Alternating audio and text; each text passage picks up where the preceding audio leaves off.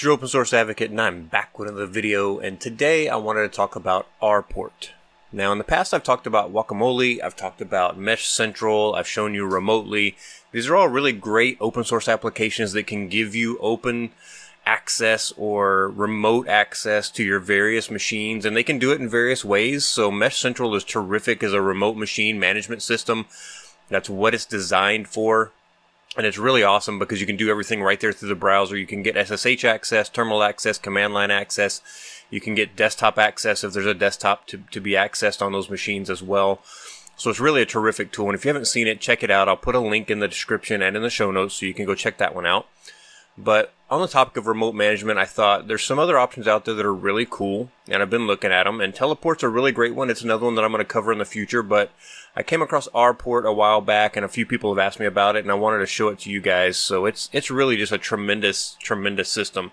Getting it set up is a little bit tricky initially, but once I did it, it wasn't too terrible. So I'm going to walk you through that process today. I'm going to show you two different ways to do it, and really I'm going to focus on the way that says you're running this inside your home network and you have access to your router to do some port forwarding, and you can do some things, you know, based on what you have from your ISP. So assuming they're not blocking port 80 or 443, those kind of things. And if they are, you may have to do a little bit of port reconfiguration to make this work. But there is also the opportunity to run this out on DigitalOcean as the server and then still access your machines that way. So it's really kind of up to you how you do this, but there are two different ways to install the application, and it makes some assumptions on the way that you're installing it as to what you have access to. So I did want to talk about that. But RPort is really cool, and it's a little funny because today I was just watching a video by Ibracorp that they just put out called mRemoteNG. If you're a Windows person and you're a Windows user, RPort's going to be great for you, but mRemoteNG looks really terrific too. So I'm going to link to that video as well in my description. I highly recommend you go check it out. It's only a 10-minute video. It won't take you long to see what it can do and what kind of great stuff you could get out of it. It's not really a server. It's really something that runs on your local machine, and then you use that to access other machines that you've already got the connection set up for. But it's really a way of managing and keeping those things organized, which is really cool. RPort is a little bit different. It's really a server, and then you set up the machines you want to access by installing a client, and they connect back to the server. So very much like Mesh Central or other remote management systems. It has a really nice, a really nice updated user interface, and it just really is not too bad to get set up once you kind of know how to do it. Now this is really for local access, but we're going to modify a little bit so we can also access it from outside with our own fully qualified domain name. So we'll kind of go through all of this together, and we're going to get into it right after this. I want to say thank you so much to all of my patrons over at Patreon for your support. It means so much to me that I can't really tell you how much it means to me, but I truly appreciate that you want to support myself, the content that I make, and my ongoing efforts to bring you great content every week about open source projects. It really means a lot. Thank you so much. Now let's get started. Alright, so I've got my server set up already, so I'm going to go over here. Now I've got my root user, and it's just a straight up Ubuntu 2004 install. I haven't done anything to it yet. Now I'm going to make this just a little bit larger so that you guys can kind of see what I'm doing. So first I'm going to update this server, so apt update and then & apt upgrade and then -y. We want to do this and just let it run, and then once it's done we'll come back and we'll finish the other part that we need to do. Alright, once that's finished, I always like to reboot the system, so I'm just going to type in reboot. Now luckily with LXC containers or LXC containers, it just takes a few seconds for them to reboot. It's very fast, so that's really nice. There it is, it's done. So we're going to log right back in here, and it automatically sets up your root account, and this is kind of the same with DigitalOcean, it's always better to create an actual user account that has sudo privileges instead of using root, so we're going to do that. So I like to do add user, and then space, and then my username, so in my case Brian, so you'd want to put in whatever you're going to use. And then it wants your password. So just give yourself a nice strong password twice. You can fill all this out if you want to, but you don't have to, and we're done there. Now we're going to add our user to the sudo group, so I'm going to do usermod -a small a capital G, and then sudo for the name of the group, and then the user I want to add. If you wanted to add more users, you can just add more users with a space after them, and it'll add all of those users. Just make sure they're actual users with usernames. In my case, I just need mine. And now I should be part of the sudo user group. The last thing I want to grab here real quick before I switch out to the other terminal is I'm going to do IPA show so I know what my IP address is here locally. And it looks like I've got 254. I'm running out of IP addresses. I don't know, something's going on. But there we go. 254 is my IP address for this machine. So I'm going to clear that out. I'm going to say log out. And I'm going to open up my terminal and we'll log in as our new user we just created. Logged in with our new user, and there's really not much to be done. So the first thing I'm going to do is copy those commands that I want out of the web page, and I'm going to put them into a just text file here. So I'm going to say nano RPort run.txt, and then I'm going to go over to the web page and I'm going to grab that command that I want, which is right here, and it's actually all of this. I'm just going to grab all of this. I'm going to do copy. Now if you want to, you can just click on the copy field over here. Might make it easier. And then I'm going to do paste just to paste that in. Now there's a couple of things that, like I said, I want to change. I don't want to use this as local net. If you're going to use it locally, just make sure you use the correct local domain that your system is set up for. But I'm going to call this RPort, and I'm going to call it new.routemehome.org. And the reason I'm doing this is because I own the domain routemehome.org, and I'll go and set up a CNAME record actually to point to my home address, or you can set up an A record if you don't already have that set up. As far as these ports, so we've got port 50 and port 8000, and this is the client port and the API port. So we're just going to leave those unless you have, if this is a new machine, you shouldn't have anything using them. If you do have something using those two ports or either of those ports, go ahead and change that port number here to an open port. Basically, if you need to change it to 5100 or change it to 8082 or something like that, it's fine. The last thing I'm going to change here is this part that says email. I don't want to use email for my second factor authentication, but that's what this is for. I want to use TOTP, which is a one-time PIN. So I just want to change that line to say TOTP, just like this. So I'm just going to save this with Control O and then enter. And then we're going to exit out. And we're just going to do cat RPort run.txt. And I'm going to grab this first line. So this first line just downloads what we need. I'm going to copy and paste it here, and I'm going to run it. So we don't have curl. If you don't have curl, that's not a problem. You just do sudo apt install curl, and I'll go ahead and install WGet and Git just in case as well.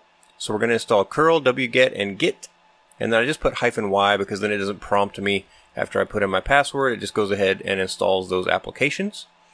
This doesn't take very long usually. There we go, it's done. So now we can try that curl command again. There we go. Now it's going to pull down that file that we needed, and it's done. So we can cat our text file again here. Going to grab everything with a $sign all the way down to these last numbers. We're just going to paste that in.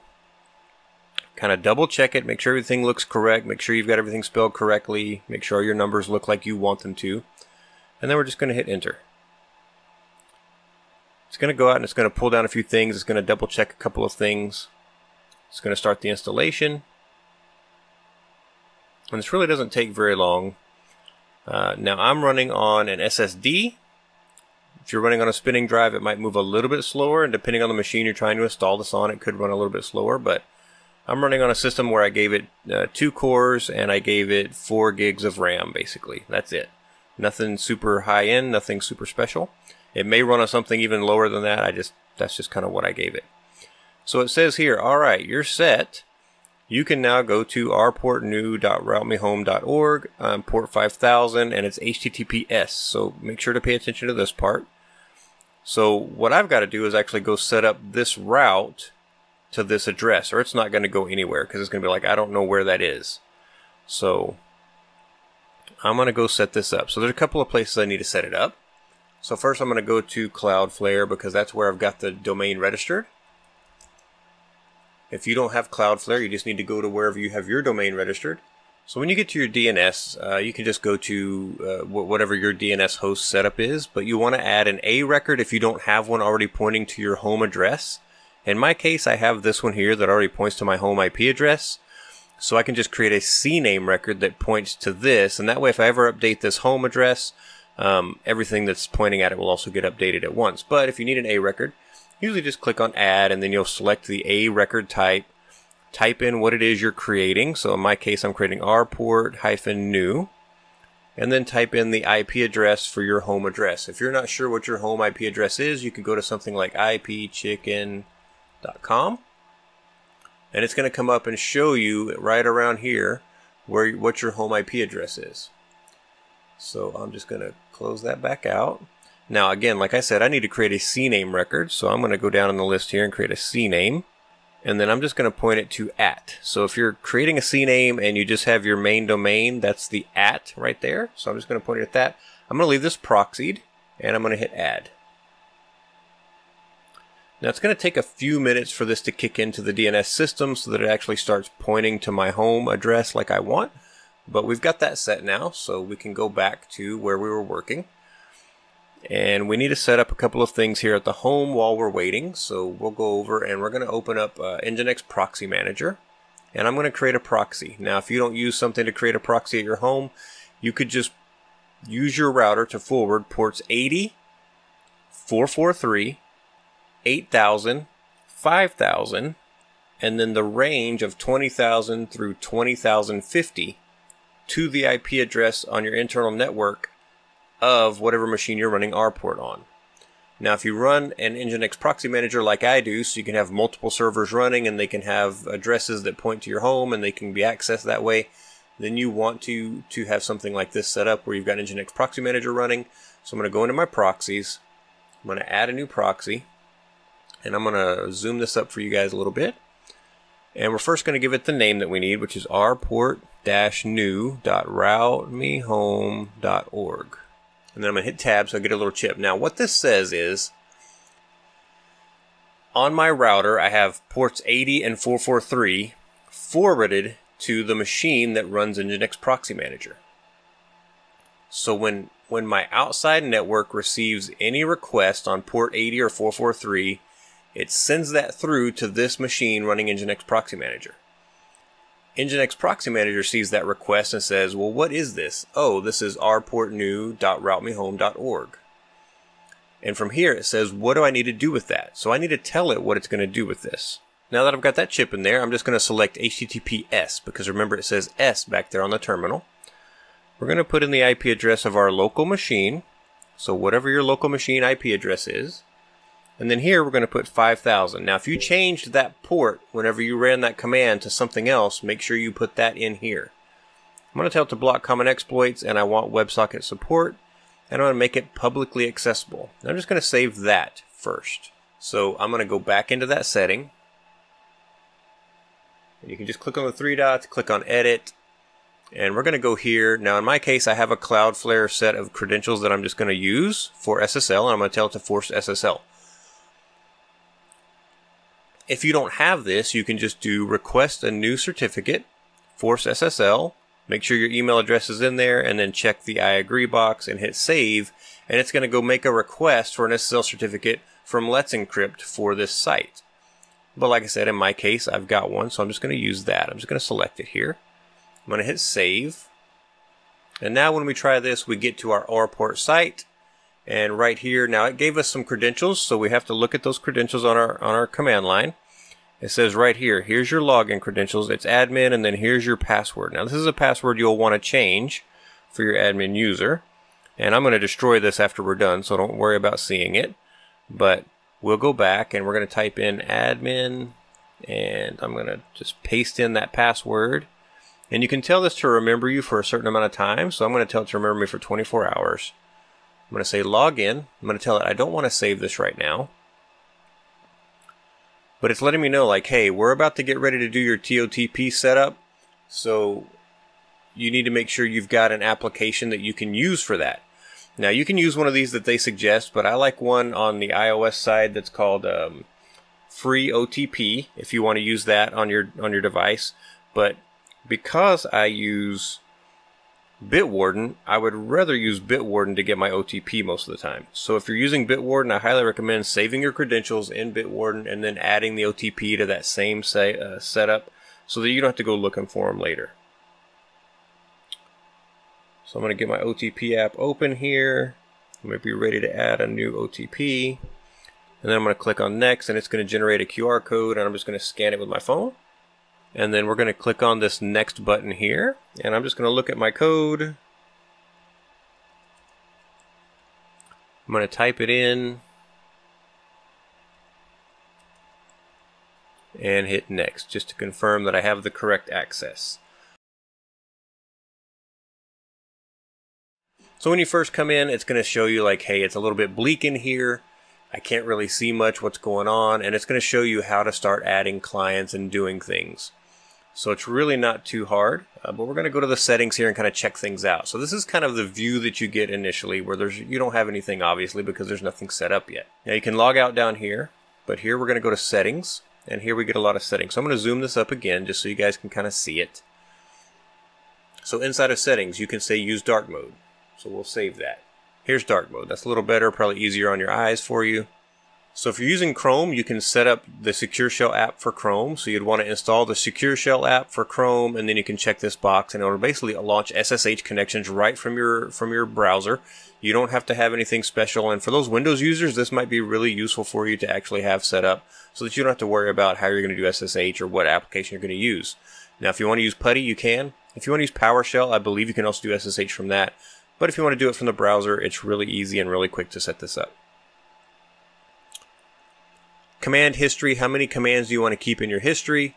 Again, you can change this and it can go up to 200, but 50 looks fine to me for now. Open non-browser based RDP connections with Microsoft Remote Desktop via RDP for download Win and Mac, file download Win and Mac. Or you can say open RDP, schema link, and you can basically kind of look for different things. Linux and free RDP custom scripts, so kind of up to you how you want to set those, but here's your general settings. What do you want the window size to be when you do an RDP connection? So you can change this as well. If you want to have higher resolutions, go for it. And then the default RDP username, if you have one, you can set that here. You probably shouldn't have one, but you can.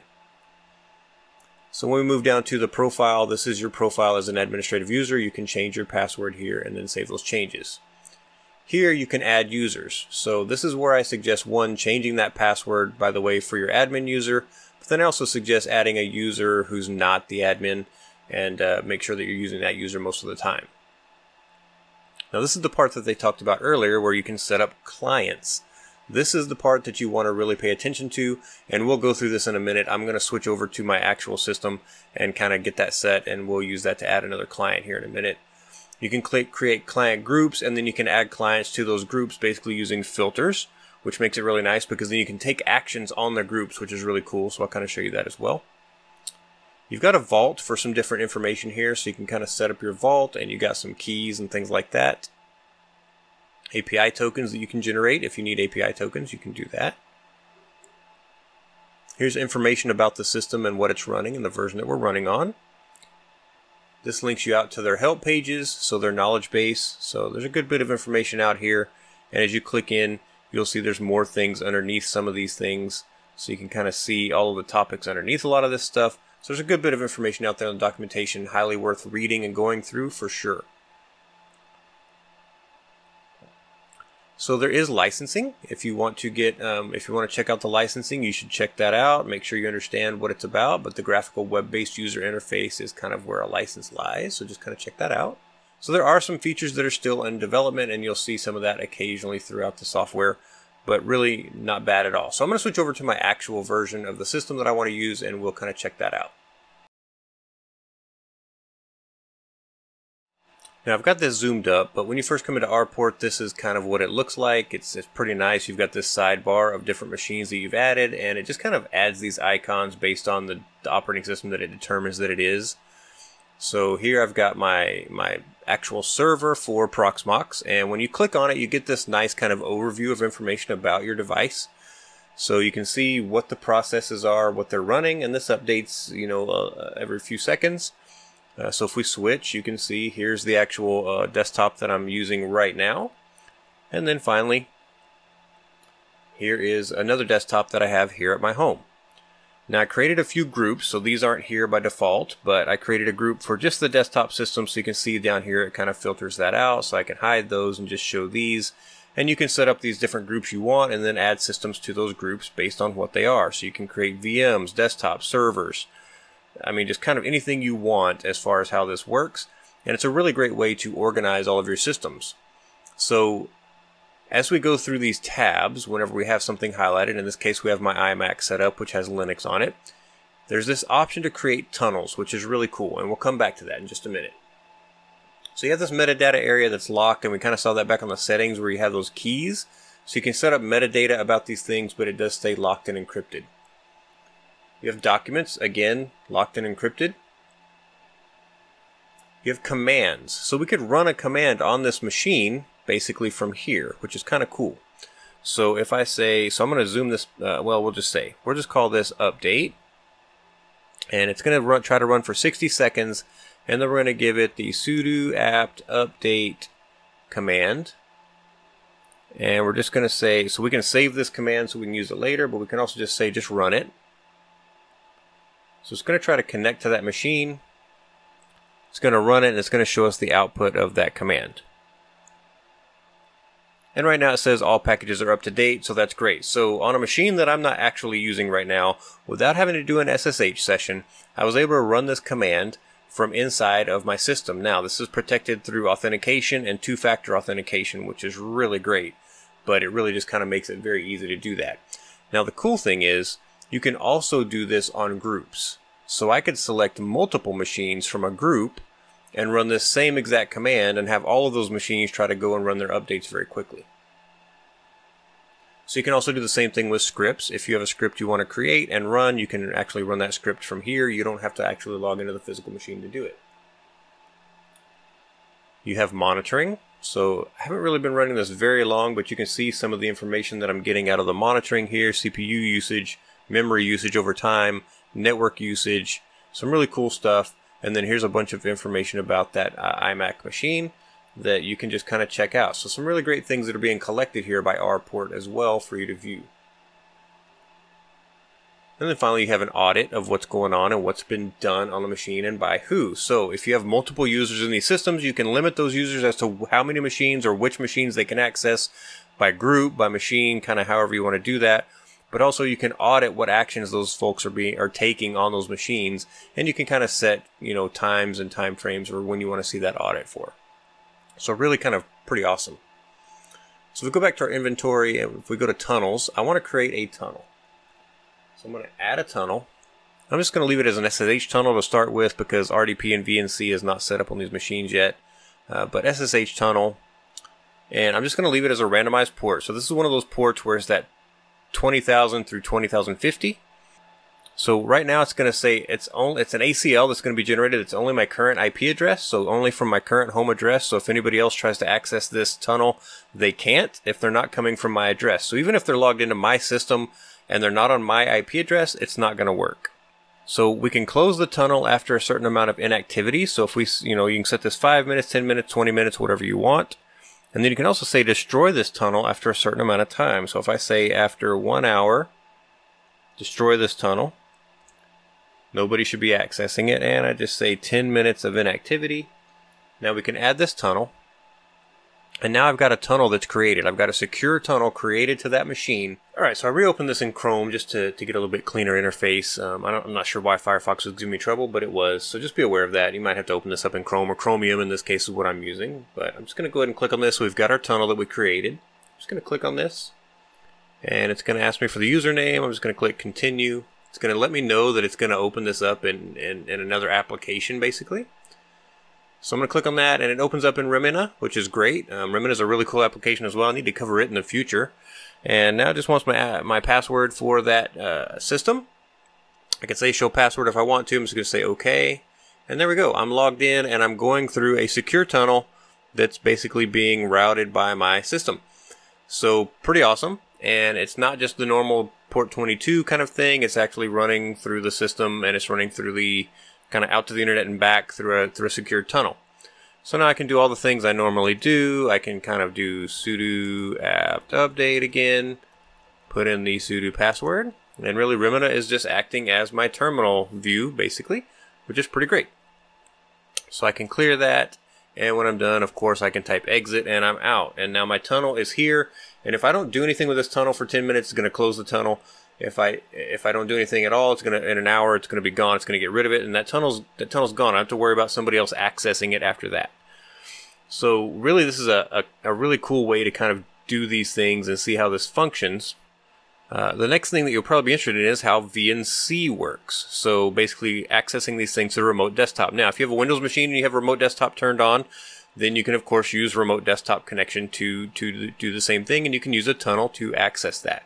So you're basically setting up these machines. These machines, once you install that client, call out to your server and say, hey, here I am, which is nice. You're not setting up some kind of weird thing to get to each machine. And then whenever you create a tunnel, this generates that tunnel to go to that machine for you, so that you're not having to go do that through all of your network. Now what you do have to do is, if you're running this inside of your network, just like I showed earlier, you do have to do some port forwarding through your router. So you need to have access to your router and your firewall to be able to set up those port forwards and get that stuff working correctly.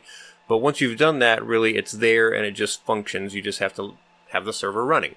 I know the next thing you're interested in is actual remote desktop connections. So in this case, we're going to use VNC because I'm connecting to a Ubuntu machine. But again, we just go to the tunnels section for the machine you want. You can click on Add. And in this case, we're going to click on VNC. And here you've got an option for Enable No VNC, which will do your browser-based VNC. It's kind of up to you. If you want to use an application like Remedy, you can, but this is pretty easy. And then right here, it's just going to ask you about remote ports. You can change those things if you want to. Again, we can set this for a timeout. I like 10 minutes. And again, we can set this to 1 hour, and 30 minutes is fine. And then that's going to create this tunnel. So we're just going to hit Add. Here's our tunnel. You can see that it just, again, picks a random port. And here I'm just going to click on the icon again that looks like a terminal icon. And it's going to come up and give you a few extra options here in the No VNC. Kind of up to you what you select.